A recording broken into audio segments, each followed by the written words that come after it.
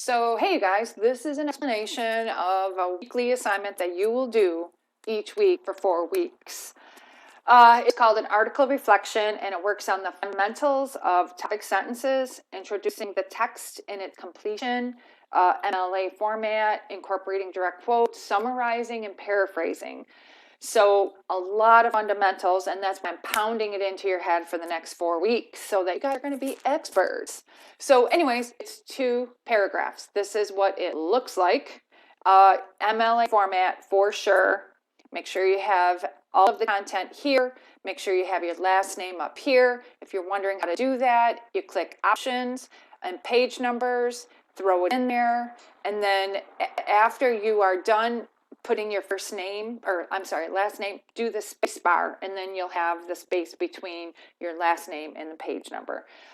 You have a title here for MLA format. You introduce the text in its completion. So like you have author, title, date, and source, and that has got to be in there.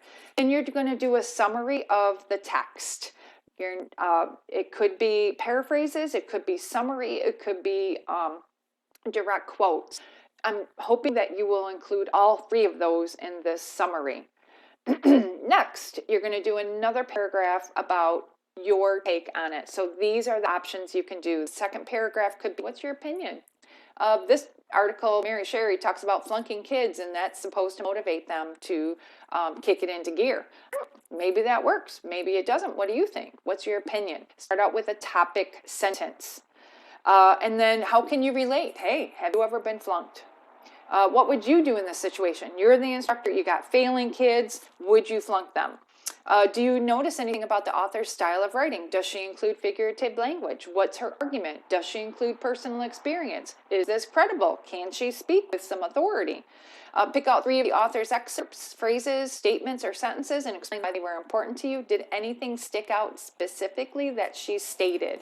Indicate that quote and explain why it was important to you. And critique the credibility of the author or the textual support used to support their argument. Mary Sherry specifically uses personal experience. Does she have credible personal experience? Is she qualified to speak about this topic and make this argument? You decide. You tell me. It is 20 points. The 15 is graded on your skill of incorporating summaries, direct quotes, paraphrases, inferences, and thoughtful comments. Again, in my introductory video, I talked about how I really focus on content and thought that goes into your writing. I really look for that.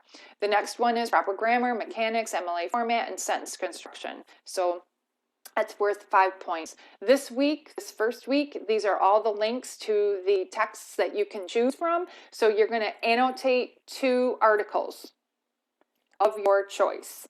You're going to turn in the annotations. And there's a video about all this that you'll find in the instructions.